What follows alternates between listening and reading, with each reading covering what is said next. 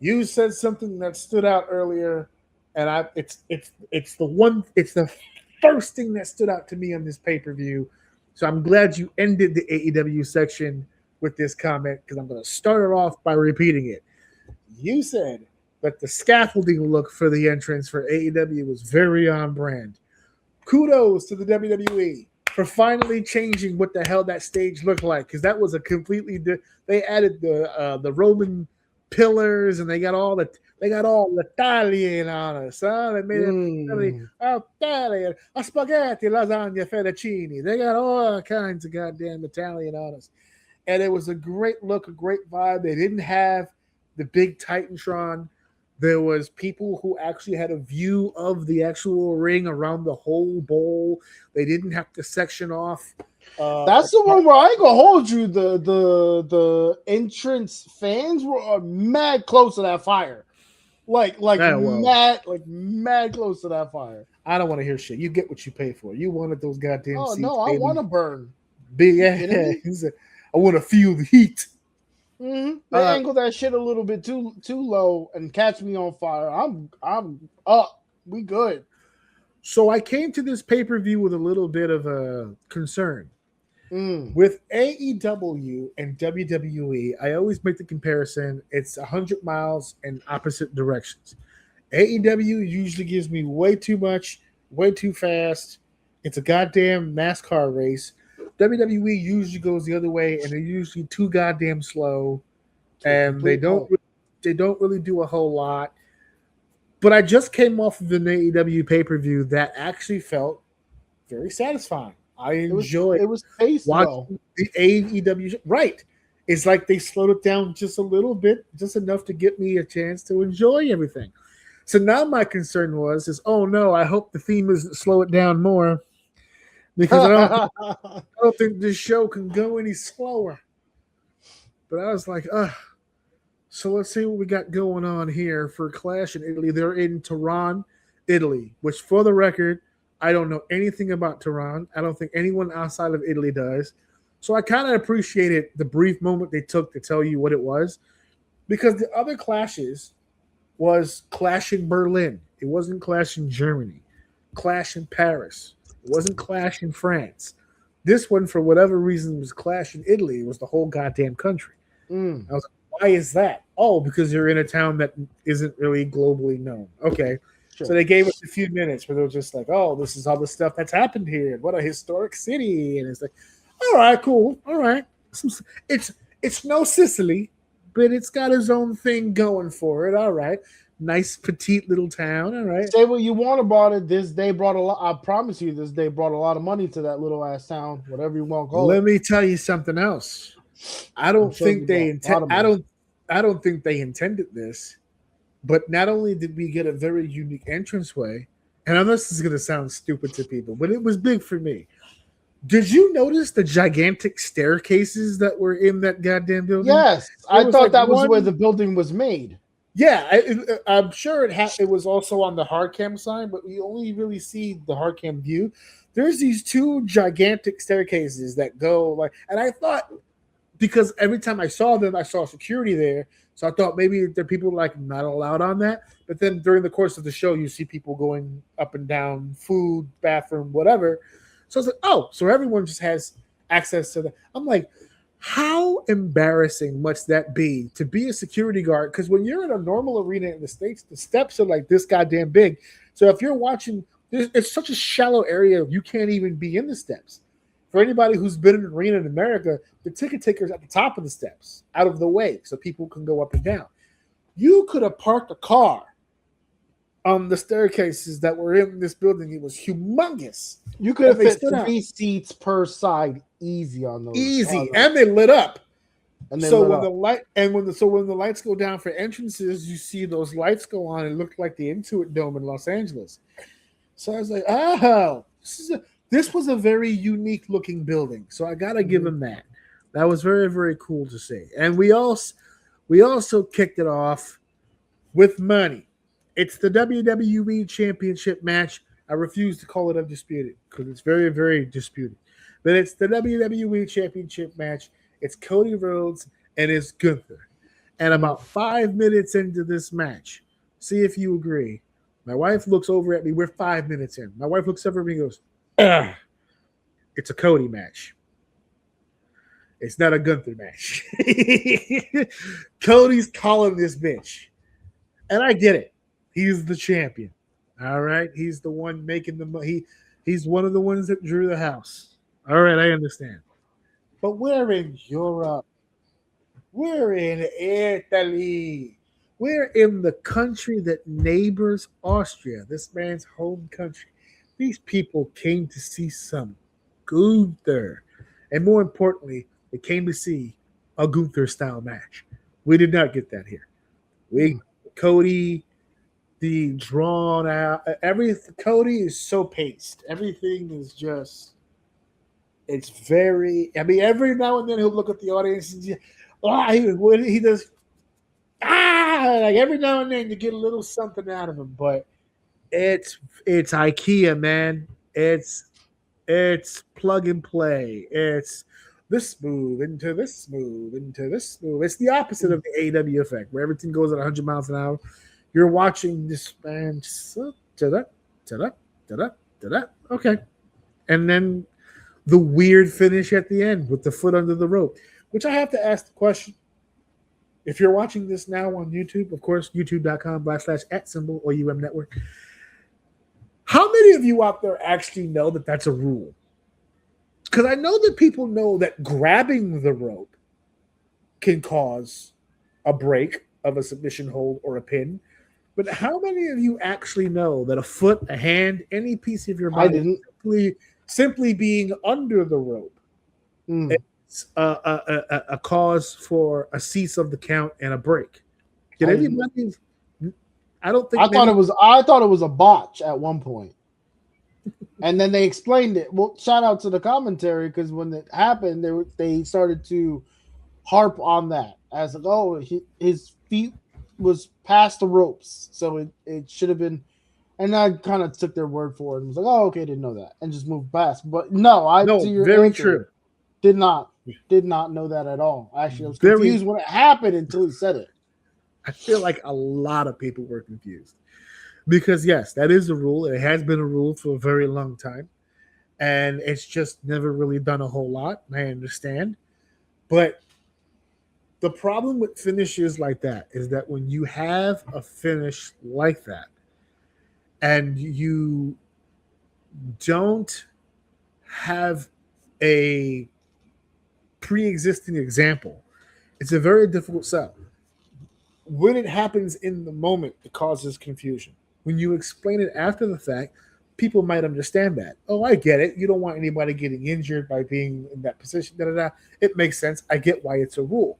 But because you had to explain it after, you lose the emotion of the during. Because if you know the rule, then you understand why, for whatever reason, when the referee is making his count, the camera shot is also in an angle where you can still see the foot. It's not a straight-on shot. They're not hard canning. Yeah, and you can also tell from that shot, as I noticed this too, you almost get the ref's perspective. Yes. The ref can't see that. You can't see the ref at all from the angle where the foot is. So there's no fucking way he saw. So it was good. I'm glad you pointed out. That was really good positioning on all three of their parts to really depict that. Everybody. Cody's in the right spot. Gunther's in the right spot. Referee's in the right spot. Cameraman's in the right spot. And then, as if that's not perfect enough, the chef's kiss on the finish is Cody has the leg. They count 1, and he swings 2, and then he swings. So on 3, the leg's not under the rope. So now you have your controversy, because the rule states that as soon as any body part is under the rope, that is an immediate termination of the count. Not at 3, meaning if you're underneath the rope for 1 and 2, and you just happen to pull off on 3, that does not change the rule at all. It has to break, but it causes an argument, because what happens now is that now it gives them an out. Part of the genius too. It's a little bit more believable if majority of the people who are watching don't know. They don't know what side to take at this point. Now we have an actual argument. So that I don't know. I understand what you're saying, but there's a little genius in it. There's a little And the genius fact in that it was unsuspecting. correct. My ignorance plays into it, right? Because like you said, let's say me and you are arguing it, right? And let's say I'm like, well, that's stupid. He's not touching the rope. You're like, well, it's the rule, right? I'm like, no one does that. Like, we're having the argument that you were depicting, right? I'm the guy who doesn't know. You're the guy who does know. So now in that argument, like if a bunch of people are having that argument or just the world is seeing this, that's the argument, right? Some people are like, well, that's a dumb rule. We don't, like you said, there's not a lot of examples of it. This, who does that anymore is probably a dated rule. Gunther's arguing, this is an actual rule. This is what happened. I deserve my shot. You know what I mean? Like it creates this argument. The ignorance, I think, is an ingredient in that. Not to say that anything you're saying is incorrect. I'm just saying as we talk it out, the genius of it kind of starts to expose itself where the ignorance is kind of part of it because I'm sitting on the opposite side of that and I can see that. I'm like, all right, what the fuck, who cares? You know what I mean? I was just as confused when it happened too. I think it comes down to what it is you want to gain from the action, right? Because there's two ways. You can come up with a scenario where the situation arises and now the fans have an idea of what that looks like so that way when you do it on a bigger stage, you can get a reaction in the moment. Or you can do what happened, which was you never talked about it. You never did it before. Well, I don't want to say never did it before. They've done it before. It's just been a really long time since they've done it. And like you said, a lot of people don't know that that's the rule. So now not only are you having a conversation after the fact about the rule itself, now you're having a conversation about how that rule will affect the outcome, the validity of the actual outcome of the match. So it really comes down to me, what do you want? Do you want that raw emotion at the moment of the fans going, whoa, whoa, whoa, whoa, whoa, whoa, whoa, whoa, whoa, foot under the rope, foot under the rope? You do that finish at a GCW show or an MLW show where the smart marks are and all that stuff, you're going to find a bunch of people who are going to be like, whoa, whoa, whoa, whoa, whoa, whoa. But then if you do it in the WWE universe, you'll have confusion followed by, oh, I didn't know that. So it depends on what you want. I argue you get both. We have both right here. I think both is what happened, but I think the majority of the people are on your side that didn't know.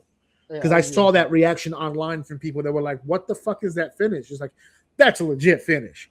Because what happens now? Because kind of high. Look at you. You're smiling. Look at you. You're smiling. Because now what happens is they have a reason to put Gunther back in that spot. Absolutely. Now they have he a was reason shafted. to be like Bullshit. Cardi keeps getting away with bullshit. And that's the babyface argument. Shaft what? Referee didn't see it. There was no cheating or foul play in this.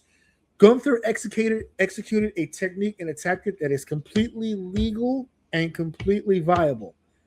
It's broken up pins and saved championship matches in the past.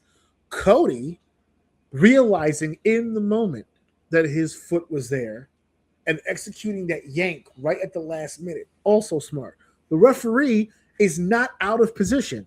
The referee is positioned by the two shoulder blades where he's supposed to be to make sure the two shoulders are down for the count. It just so happens based on the angle, he didn't see the foot. It's all reasonable. That's the only reason why I'm only arguing which reaction you're looking for. I don't think they cared either way, to be honest.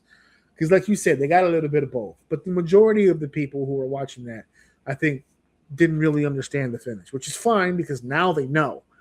So now we have to see down the line if it's used again and in what kind of space that they figure that out. Solid match, but it is. Yeah, later on at some point, hopefully we get another reason to talk about it. I really would like to look into Cody and his subliminal dance between heel tactics and like being a babyface. And I don't know if he's obviously he's probably not the only one that does it, sure. But he tap dances that motherfucker and skates right by it like he never does. Like I'm sure there's plenty of examples that if I tried really hard, I could fucking remember. But this little gimmick like this right here, to like be aware of it and yank it, like to some people it might sound like no, it's smart. Like he's just trying to get the win. He's noticed it, so he made the. I don't know. To me, that feels very like heelish to do something like that. You know what I mean? So I don't know. Who else I is feel walking like that this line? motherfucker dances that line so. You know who so else good. dances that line a lot? Roman. He dances that Oh, line he's pretty good. giving that line back shots right now. So. Woo! Speaking of back shots, great transition. Let's talk about the WWE Women's Championship match for just a second. And can you want to talk about towing a line? Sorry, go ahead. I got something. Yeah. I got something for this match right here. You ready?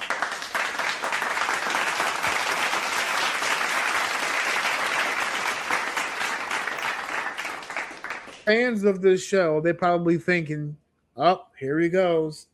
He's about to go on a Rhea Ripley rant. Best in the world and blah, blah, blah, blah, blah. No. Okay. No. You saw what I saw then. I'm going to hand this woman her flowers. Okay. That was the best Jade Cargill match I have seen her have literally in her career. As I was watching it. Now, I know I still have some critique. Yeah, of course. No one's perfect. And people are going to say, well, she was in there with Rhea. Time out. Because she was in there with Rhea at Mania, and it didn't look like this. And that was her best match until this match. Yeah. And I want to give credit to the agent who put this together because I think they figured out the formula for Jade, which is Jade needs to be on the offensive. She's not a good seller or defensive wrestler. Well, time out. I don't disagree with you, but the only reason why I'm cutting you off is because I distinctively in this match was saying to myself, she's selling her fucking ass off. She was taking some great bump, the Irish whip into the corner when she did the layout for it. She was taking all kinds of fucking bumps for her, and like it's weird because it's obvious, not the whole match, but for majority of this match, she was selling the right way and she was in the right. Her timing was so much better here. Sorry, everything up, but I only did that specifically because I thought her selling was the best I have ever seen her in this match specifically. This, in my opinion, was a major improvement. Not from the last Rhea match, because I think we already stated from the WrestleMania match that there was already an improvement there. If you rewind a year ago to where she is now, she's almost a completely different person. And I think what you just mentioned before about the fact that she looked good selling in this match, I think a big reason for that is because she didn't sell often. She took big bumps. She's not bumping and feeding and up and down and that's not. I'm not saying she can't. I'm saying it's not the strong suit. She is a human being built out of granite. She has an amazing look. And one of the, again, I hate to give this man credit, but Michael Cole selling the power aspect, which I think that was the mistake in the storytelling at WrestleMania when they were trying to compare the two as equal. Two powerhouses, two main eventers, world championship on the line. I feel like that was a mistake. This match proved to me that it's a very rare instance when Rhea Ripley gets to be the underdog and very rarely gets to be the one fighting from underneath because she's usually the bigger, stronger competitor. Jade is the bigger, stronger competitor. And since at WrestleMania, I felt like they were trying to make it sound like they were both strong, big competitors. In this match, they let Jade dog her out.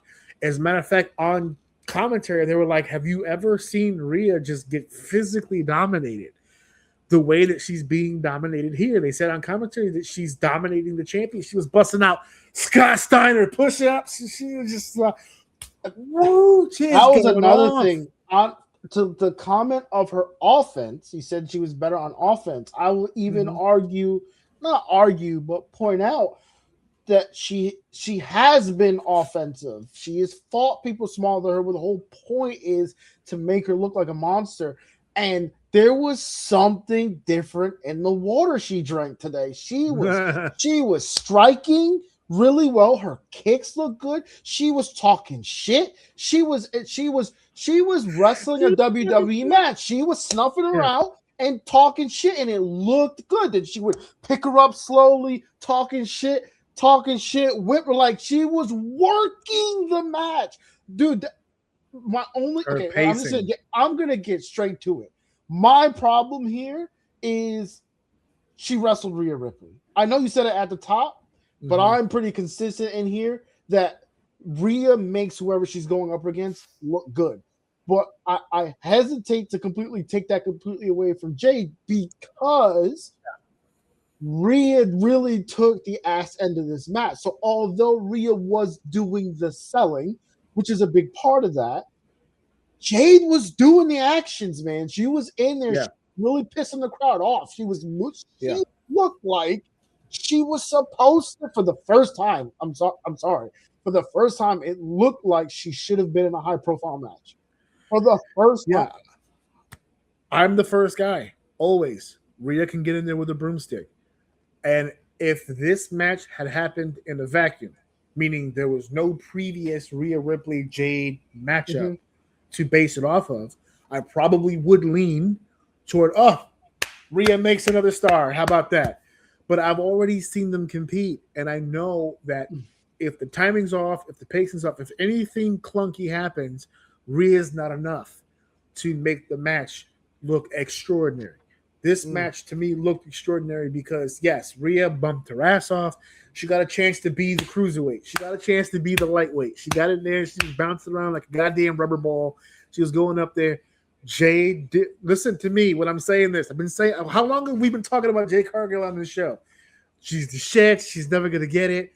I'm telling you. I watched this match and I said, there's the improvements. There it is. I can visibly see it.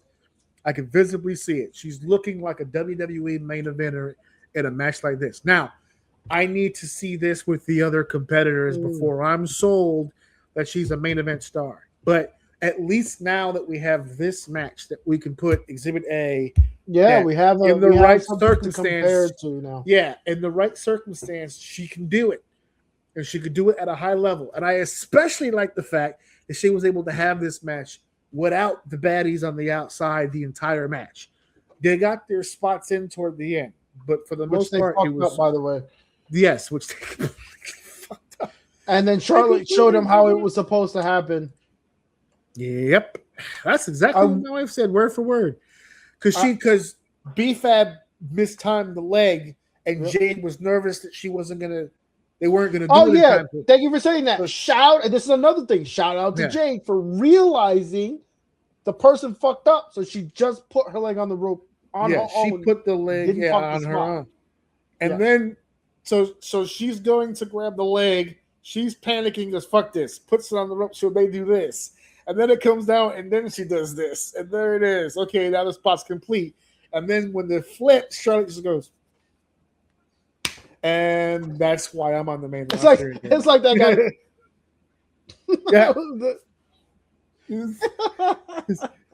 I will. Although my one biggest criticism, although she did very well and she did sell very well, she needs to work on helping, doing some of the lifting.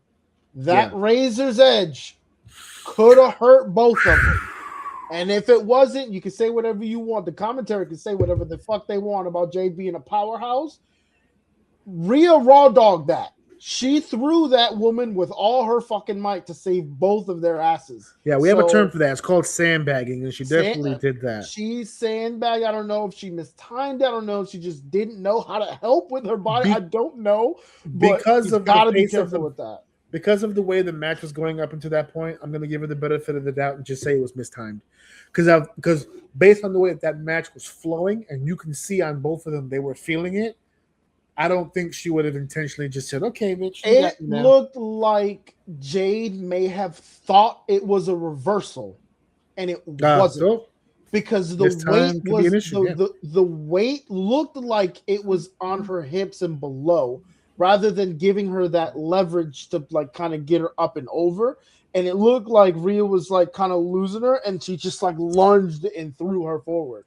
So again, whole point there is be careful, because great matches like this can set you both off the roster for a long ass time. So she's just got to work on that. Because if it wasn't Rhea, I can't think of another person. Maybe Lash Legend? Raquel. There you go. Raquel's another one who probably would have been able to muscle that. But yeah, you got to be careful, man, because these people can't carry your weight like that. You're going to fucking hurt somebody, dude. Shout out to Lash Legend, by the way. I'm becoming a fan. We can move on. Notice we didn't say Nia, but here we go. We're moving on to the best match of the night, baby. The best match of the night, baby. Now, I had a criticism earlier when we talked about the AEW show when I said that my problem with the Okada Takeshita match was that I don't like matches where it takes a tank or a nuclear bomb to keep a guy down. I like this one though. I like this one because hypocritical. I understand, but there's levels to this and there's styles to this. Takeshi and Okada had a wrestling match in a basic contemporary wrestling style, to where they're doing regular, everyday, average moves, belly to back, just wrestling moves, and just none of it sticks. That's not what this is. This is two behemoths slapping meat. That's all it is. Big meaty man slapping meat. That's it, man. That's all it is. So we talked about this last week when we said we came up with a couple of different possibilities. I had came up with the idea that we could end up with a third match at SummerSlam, and it could be completely possible that Oba wins all three. Just let Oba be the guy that he just can't seem to get by. We also did a scenario where, Lesnar lost at WrestleMania, but he gets the win here, and that ties it up, which leads to a big third match outcome at SummerSlam. They went with option B. As a matter of fact, not only did they go with option B, they kind of said it word for word. Because I don't know if you caught it when Lesnar was leaving, he had said it. It's 1 to 1, bitch. 1 + 1, bitch. I don't think all the suplexes in the world can put anybody over more in a situation than one frightened look.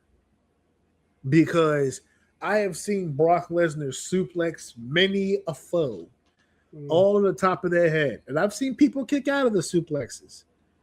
But I have never, when did he debut on the main roster? 2002, 24 years. 24 years of watching Brock Lesnar.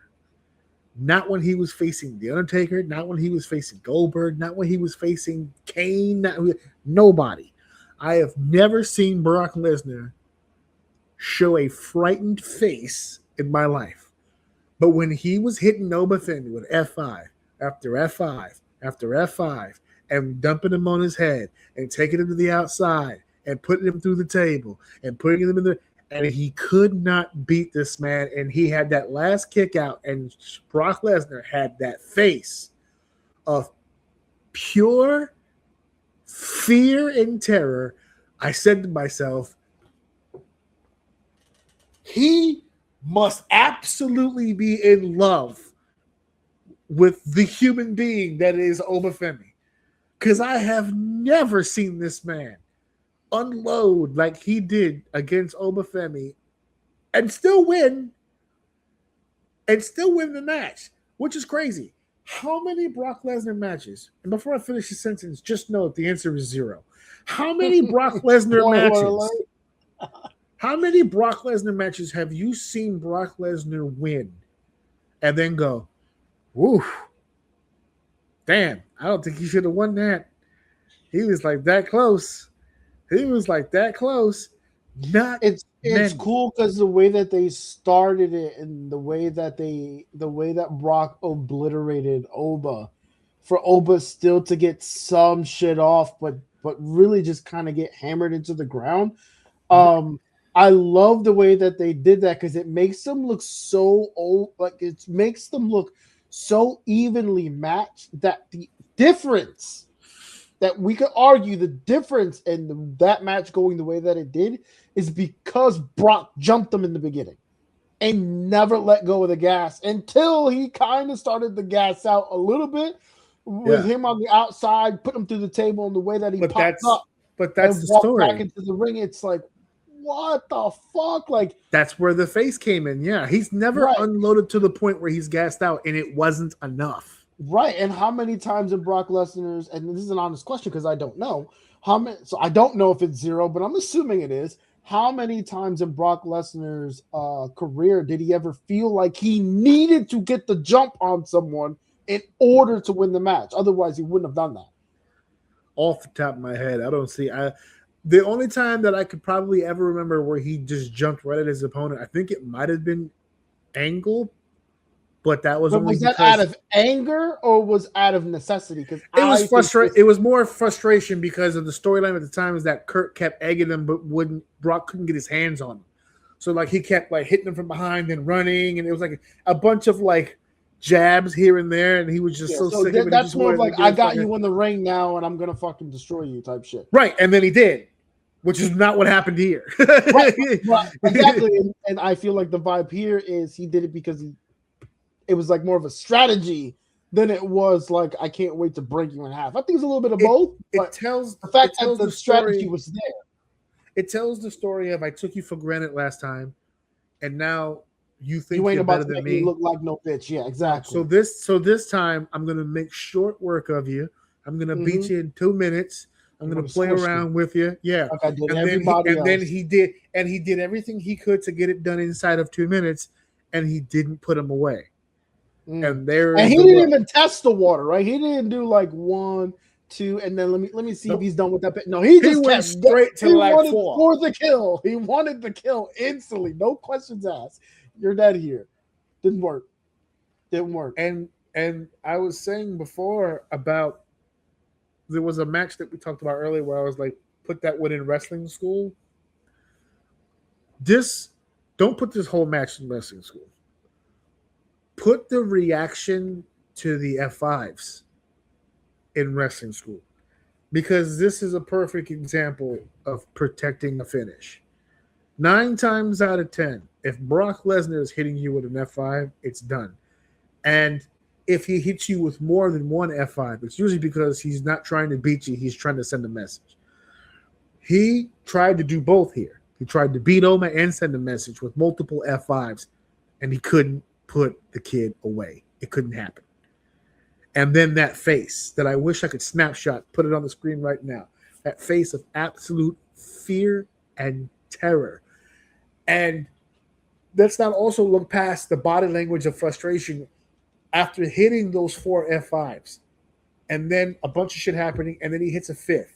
And when he hits the 5th, he pins him 1-2 kick out. And then Lesnar starts beating on the mat, screaming at himself. Did you hear that part? He's screaming at himself. Come on. Like, he's trying to, you're the beast, goddammit. You're Brock Lesnar. What the fuck? Put this motherfucker away. And he couldn't fucking do it. That's why everybody who's complaining online, it's so fucking stupid. He's just like, what a bad decision. They buried him. You don't know what you're looking at, man. To be fair, hold on. To be fair, before when we were discussing him coming back and hitting Oba with the F5, that was my fear too. That it felt like they came to a deal and now we're gonna revert this and squish him. And you were right there. You were like, no, we've seen this before. If you do this right, this is a good way to do this. This is what we could see.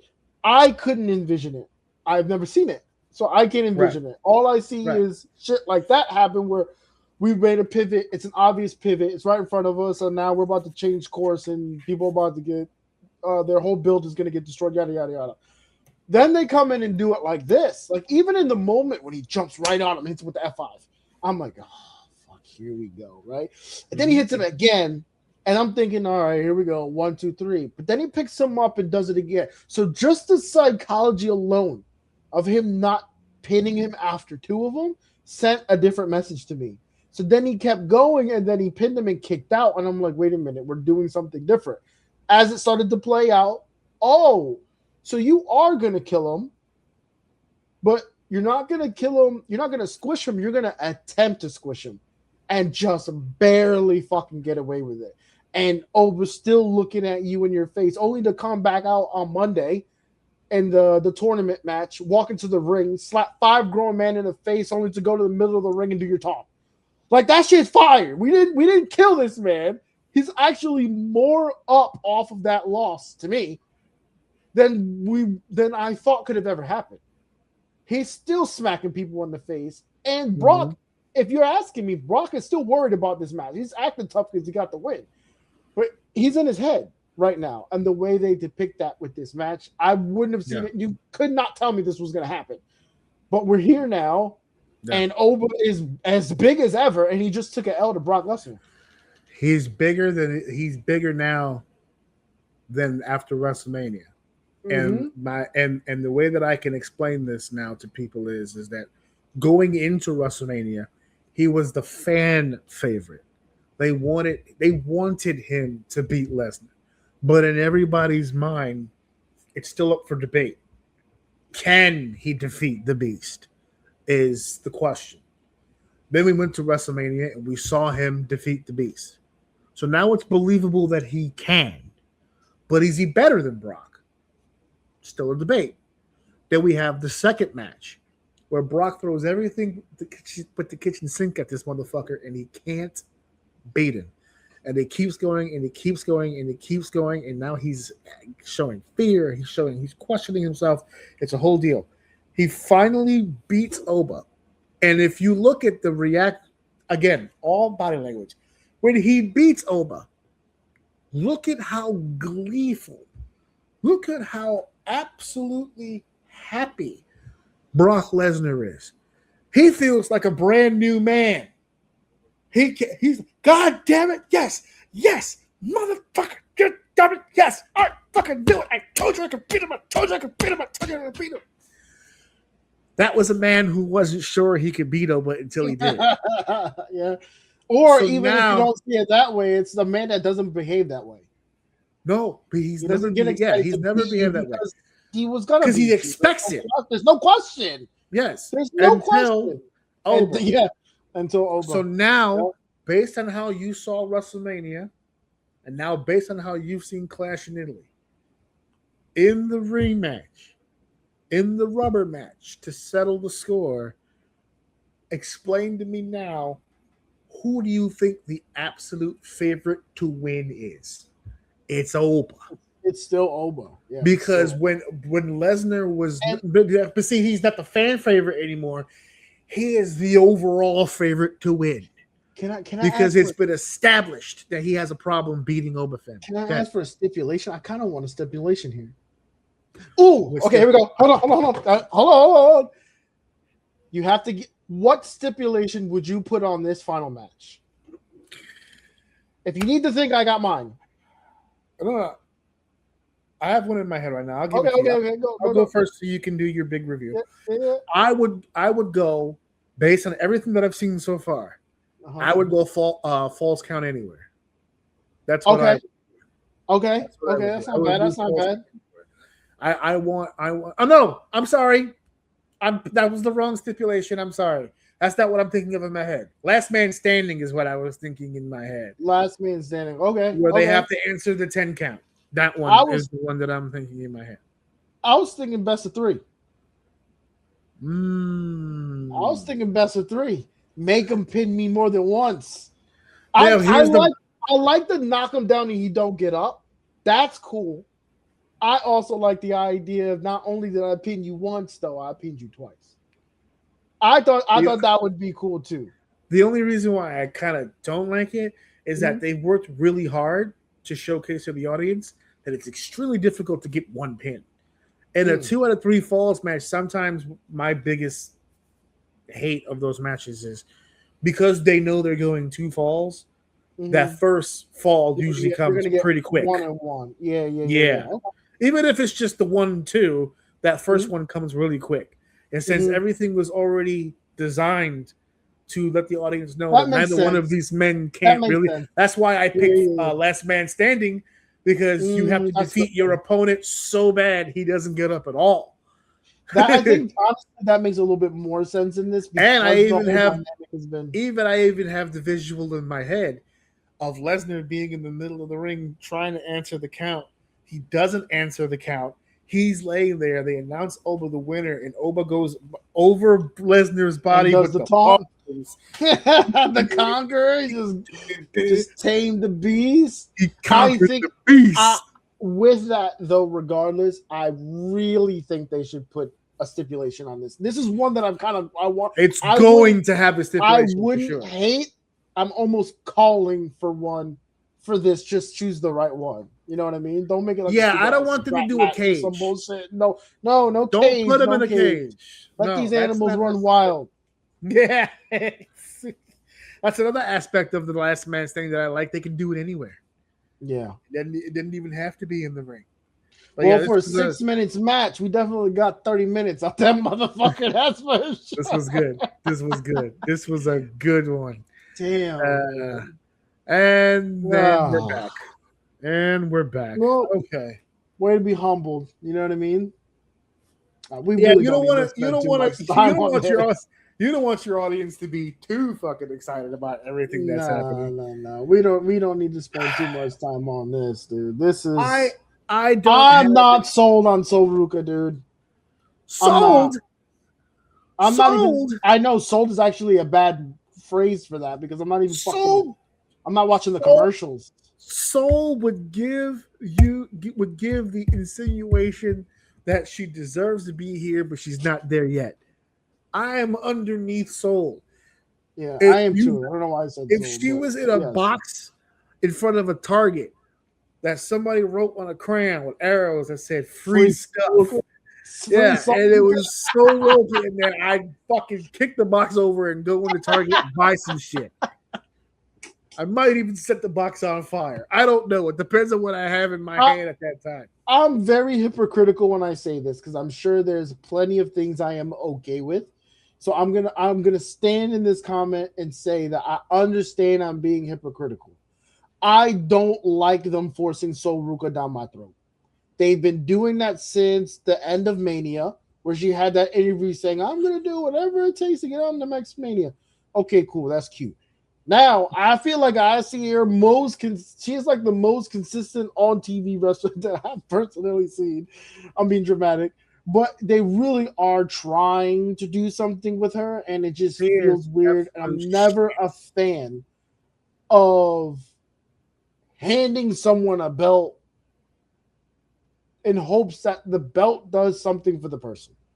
And to me, this is just weird. It's uncomfortable. And I feel like she's going to end up in the same position, if not worse, because I even hate comparing her to Tiffany because I actually, if I'm doing a comparison, I love Tiffany compared to Sol Ruka. Like, where's Jordan Grace? What happened to that? She got called up. And we don't see. I think she's on SmackDown, which doesn't affect this because this is a Raw title. But there's so many goddamn options on the table. I don't fucking get it. And she to me is the hypocrisy of WWE, because that's the one thing that they always tell people that they're not looking for. Is one of the reasons Ricochet didn't get signed till later. It's one of the reasons that Will Ospreay didn't really get a contract offer until he was already balls deep into all these other companies. These flippity-doo people are people that WWE doesn't normally tend to look at until they've proven themselves to be draws. That's why Young Bucks didn't get a contract offer till later. That's why so many of these other super athletes that we have on the indies or overseas don't get opportunities. She's literally a fucking surfboarder from fucking nowhere. That just they were talking on the during the match. She's been in the wrestling business 4 years, all of it WWE. She spent no time in the actual wrestling business, just the other one, the sports entertainment one, and it shows. I think wrestling, especially particularly women's wrestling, the guys do it too, but I notice it more with the women. Is the telegraphed wrestling, and I fucking hate it. And she so far is the most egregious. I saw her on Monday. Monday, I think it was no. It was in this match where she went to go do a backflip off bouncing off the mid rope, and she's like holding the rope, and then she does this. Yeah. And then she goes for him like, what the? You're in the ring with Becky Lynch. Yeah, she's gonna be there. She doesn't deserve go. Yeah, just go. The way she telegraphed the slap of the post, where she had like lift her up and she got her legs hooked over, and then she pulled up while Becky went to go slap her, but hit the post. That felt like it took 10 years to set up. Like she's just very telegraphed. The handspring moonsault to the outside where she got clipped, and then like she fell like in front of Becky, and Becky had to like get underneath it. The same thing when she debuted with Becky, the started thing with Becky, and she can't do a soul snatcher. I was like, everything that she gets touted for, that all these people online, she does all this cool shit. She botches all of them. She can't even the shit she's good at. She can't do clean. She can do Forget the wrestling stuff. And it's funny you made mention to Ricochet, because that popped into my head that I was watching her. I'm like, why are we bigging this up, but we're killing Ricochet? I think Ricochet does the flips way better than she does. Ricochet does them better than anybody. It was the one thing he could do.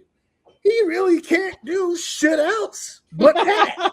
Master of one. And they hired, you have no idea how much shit I used to get in locker rooms when I used to work with this man and say to people, I don't see WWE hiring him because the only thing he can do is that. I know that, he could wrestle, he could do.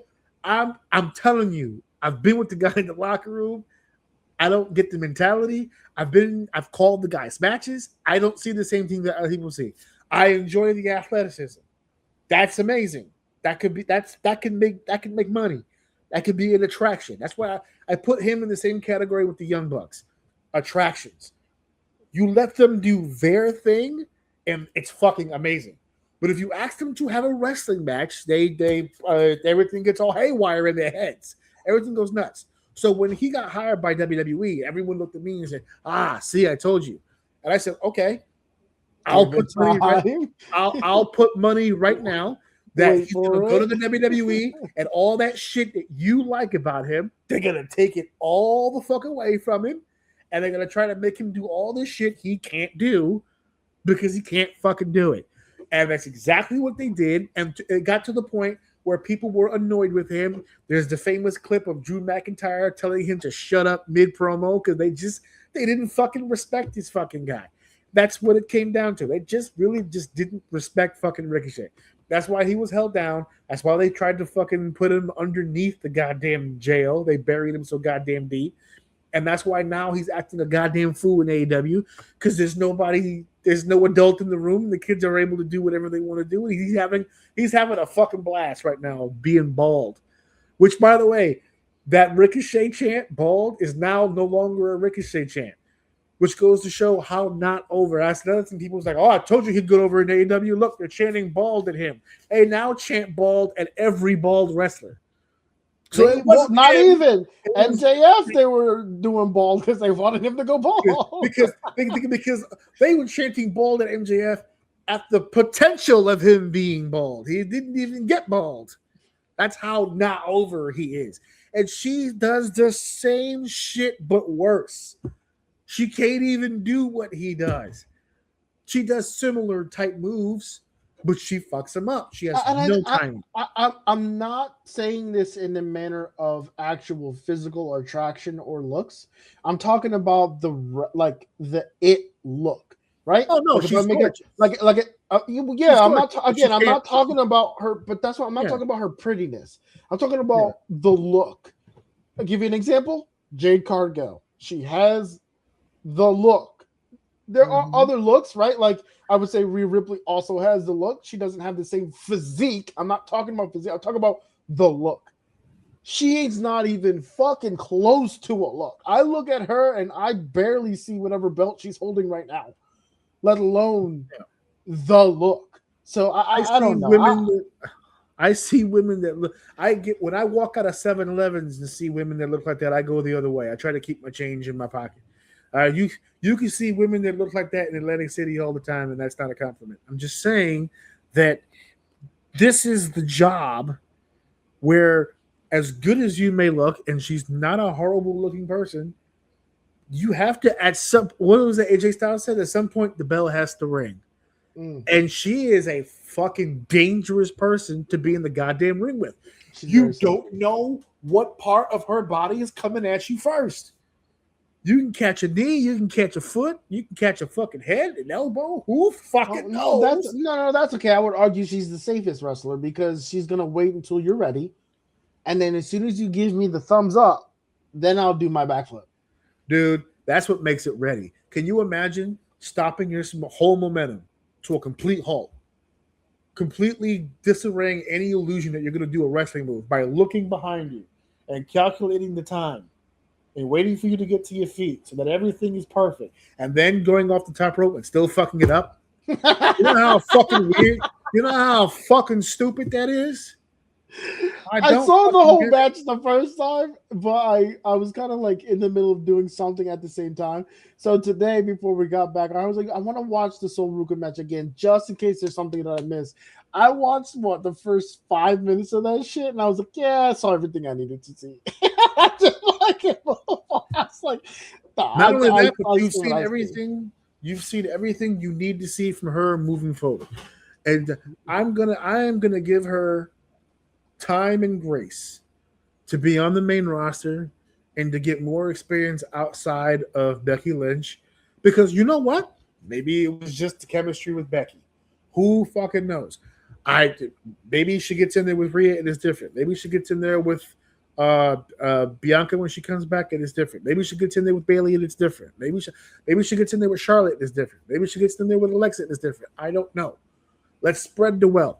Let's see how many veterans we can pull out of the hat to see who we can get to make her look like a decent wrestler in the ring. But if you have to ask that question, that's a problem. Mm. Maybe we shouldn't be putting the Intercontinental title on a problem right now. How many times do they say on their own show, it's not the title that makes the person, it's the person that makes the title? You're trying to put the title on her to make her. That's not going to work.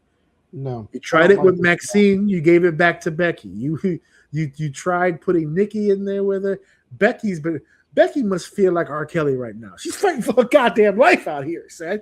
She is trying to fucking survive. And her husband is having an equally hard time. Somehow Seth is getting speared and kicked in the face at the same time. Both of these motherfuckers are trying so hard to build new goddamn stars that it's physically hurting. Mm. It's physically hurting to They're build trying these new stars. the two egotistical people are trying to give back to the company right now, and these motherfuckers are not making it easy. They don't want to help, bro. It's like I just want to go take care of my kid. Like fuck this. Let me go raise my kids. Dude. I can't keep doing this bullshit, dude. It's crazy. We didn't even talk about this match. There's nothing to fucking talk about. There's nothing to talk about. It's Botch Is City, and the new Intercontinental Champion. Blah blah blah. it's That's it. it's 14 minutes that feels like 30. And I feel bad. It's not. I don't think it's Becky's fault. I think she's trying her best. In this case, no, I don't think that it was Becky's fault. No, this match, Lesnar and Obafemi 6 minutes, Sol Roca and Becky Lynch 14 minutes. It went. Becky and Sol Roca went the same amount of time that the 4-way and Double or Nothing went. Just so we're clear. Mm. Goddamn sickening. All right, let's take this off the goddamn screen. It's time for the main event of Clash in Italy, and that is tribal combat for the Tribal WWE, comeback. for the for the WWE World Heavyweight Championship. By the way, you convinced somebody. No, I didn't. He said it. I ain't got to convince you. All you got to do is go listen to it. I didn't convince shit. I didn't fucking edit that clip and put it up on YouTube. He said tribal comeback. I saw a comment on one of the videos where they're like, I didn't realize he said that until you said it. They went back and heard it and said, "Oh my god, it does 100%. No, he think he's slick. I'm telling you, his nephew was like, "Yo, I bet you can't say comeback on TV." He said, "Watch Raw. Bet money. Say I won't do it. Say I won't do it. And I'm gonna come back and get your PS5. Put your PS5 on the line. See if I won't do it." Which you know is gonna hurt because that GTA 6. That GTA coming too, and Jacob could afford it. Little kid can't. That's fucked. Yep. Don't bet him because he'll do it. He said comebacks. You can't convince me any other way. The main event here for the world. And Roman said I accept, which is the crazy part. He just yes. He said yes, please. I need all of that. Didn't hesitate. With his chest out and everything. Yeah. I accept. I need a doggy bag. He said, Roman, are you gonna take time to think about this? No need. Nope. Wait, what did he say? Yes. Yes. I'm in. I am in for sure. Anyway. And so was Jacob. He was in. So it's for the World Heavyweight Championship and the title of Tribal Chief. It was all or nothing here. And I want to I want to help with some misconceptions here. Okay. So during the course of this build-up for this match, Roman Reigns did a promo against Jacob Fatu. I think it was the week before the actual show, where they were confronting each other, and Roman had said that if Jacob were to win, that he would acknowledge him. Meaning if he would become tribal chief, he would acknowledge him. But if Roman won, that Jacob would have to serve him. That was the conversation that took place. So when Jacob loses this match, which, spoiler alert, Roman Reigns retains the title, there wasn't much of a discussion after that match. It kind of just jumped right into, it looks like Jacob's now part of the group. They didn't really explain it much, but they made that face. Jay was like getting on his ass. Come on, let's go. You coming with us, da-da-da-da. And then on Raw, which I didn't get to see all of Raw, but I saw the clip. Oh, he had a fucking banger on Raw. Roman, I get chills thinking about it. I love that. Go ahead. Anyway. So Jacob cut this great promo about keeping his word and showing to his kids that he stood up to the tribal chief and took a shot and all that stuff. And he said, but he's going to stick to his word. And he acknowledged Roman as the tribal chief. And Roman looked at him and said, you don't understand this right now. You don't get it right now, but I love you. And they did the whole deal. And Jimmy cut this quick thing where he does a thing with they the twos and we the ones. And they throw the ones up. And Jacob Fatu throws up the ones. And they have this nice shot of the four of them all in the group. And then everybody on the internet shit a chicken. Because the last tribal combat match, it was Roman Reigns and Solo Sikoa.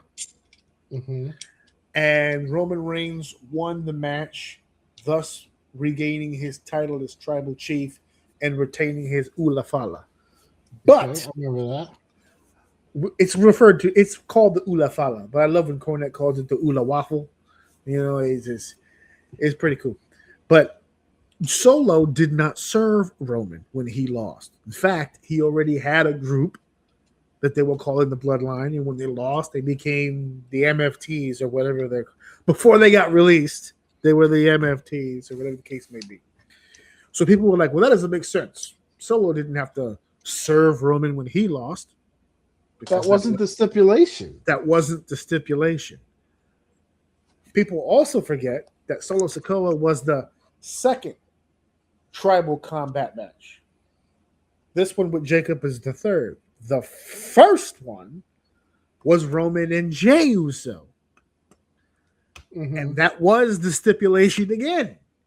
That should Jey lose, he would have to acknowledge Roman as his tribal chief and join him in his quest to rule the WWE. If I'm not mistaken, set Jey into his greatest part of his career. That's when we started getting Crash Out Jey.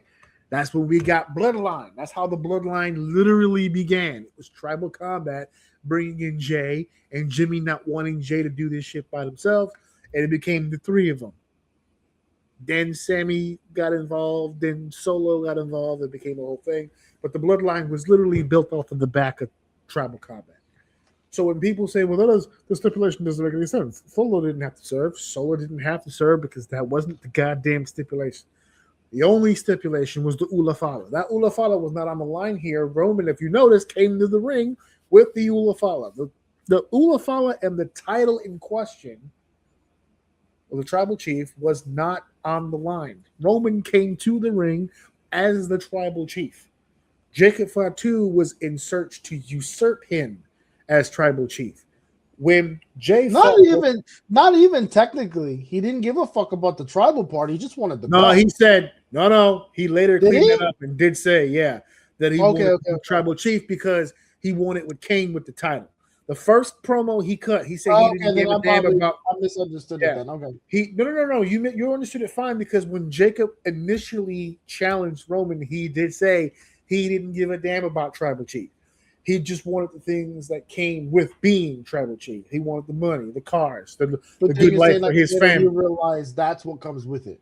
So Roman had preached to him later. He goes, "You want all the things that come with it, but you don't get those things without being the tribal chief."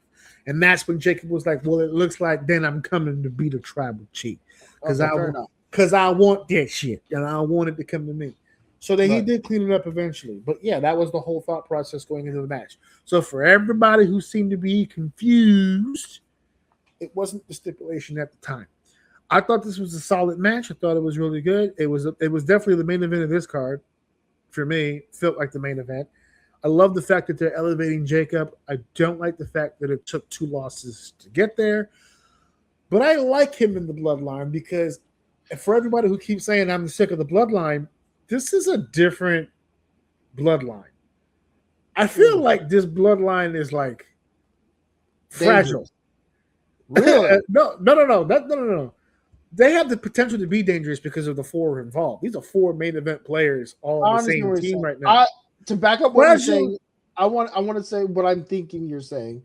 Okay. I think when you say fragile, I feel like Roman has to be careful the way he does this. Oh, any one of these 3 could fuck him at any goddamn moment. At any point. At any point. Which is segue, good segue. Which leads me to that fucking bar he dropped that on Raw that literally gave me chills when he said it. When he's bigging Jey up, and it was like, you gotta go out there, you gotta win this thing, because you get to try to tell. He's like, this, you've had this. Did you see this? No. You didn't? Okay, so he's talking to him, and they're talking about this on Raw? Mm-hmm. So they're talking about the tournament. I didn't see it. Oh, okay. So they're talking about the tournament. I can spoil it for you. You don't give a fuck. They was talking about the tournament, and he's talking to Jey, and they're sitting there, and in the back, and he was like, "Yo, Jey, this, you've had this, but you haven't had the other one." So he's like, you need to get out there. You need to win this thing and bring that shit. Basically, he's like, I'm not good verbatim, but basically, you got to bring that shit back to us, right? Like, I got one. You know what it's like to be a champion. You need to go get that shit. And then he said, hardest part, bro. He was like, there's 2 ends of the table. And Jey looked at him like, bro, we don't talk about, listen, everyone can't be Roman Reigns, but everyone wants to be Roman Reigns. No one knows what it's like to be the number 2 for mad years and then finally get that recognition that you're not there for, because being a good number 2, that's not what you're looking at, but to be acknowledged by like that. So when he said there's 2 ends of the table, the look Jey gave Roman, like his dad was so proud of him. You know what I mean? So he dapped him and I low key kind of hope that happens because that'd be a weird way to get both belts back on Roman. Put it back in the bloodline, but still keeping, and they've been doing a really good job at kind of low key separating Jay from Roman. There's a lot of times where like they're doing a bloodline segment, but Jay's like, for instance, going to meet Fatu somewhere, and then the other two are in the ring. Like they're trying not to smother him. So to put, I know people are gonna fucking hate that, to put that other belt on Jay, if not just for a little bit. Oh, dude, I think that would just be kind of fucking cool to see, dude. I don't know. That there's two ends of the table shit. Oh my god, dude. That was a fucking bar. That was a bar. Love that shit. I'm actually not all that against him winning the King of the Ring. I don't know if I want him winning the WWE Championship just yet, because in my mind, it is a different bloodline. And although Jimmy has never been a world champion and Jacob is just now getting to the main event scene, I do kind of perceive all four of them as kind of high-level talents. And remember what I said at the beginning of this. The bloodline started off of that tribal combat match between Roman and Jay. A real cool full circle moment, because if you think about it, Jay's checked off a lot of career boxes. Been the world champion, did it at WrestleMania, reunited with his brother. They made amends. They actually won the tag titles again. He's just checking off box after box. One of the most over guys in the company, top merch seller, just box. There's one box unchecked. When they were on Raw and the crowd was going crazy, wrote the Roman, all that stuff cheering Roman. There was one, and Jimmy pointed it out. There was one section, like it was a pretty good size section, where Jimmy pointed and the camera actually changed over there. And while everyone's doing Roman stuff, they were like this. Oh, yeeting. So it was in the midst where Roman's in the ring. There's still that sliver of people. I mean to cut you off, but like there's still that sliver of people that, and I'm glad that it's celebration of Roman. They're still acknowledging Jay. Still. And I'm glad that it's there, because that's where I'm headed to next. There's one box left unchecked for Jey Uso. And for a while, he hasn't had the opportunity to check that box because it required something special and unique. And that requirement was that Roman needed to win a world title again. And now he has one. And Jay, in that one box left unchecked, is he's yet to beat Roman for the title. All those times that he faced Roman for the title, it's what made him main event Jay. All those matches with Roman where he would lose over and over, despite losing, it built him and eventually became the right-hand man. That's how that whole thing started. Now Jacob is taking loss after loss. They're rehashing it all over again. Jacob's taking loss after loss, and now Roman is grooming Jacob to be that next guy. But Jay is right there, and there's one box left unchecked. If Jay really wants to get out from underneath the shadow of Roman Reigns, he's going to have to beat him for a world title.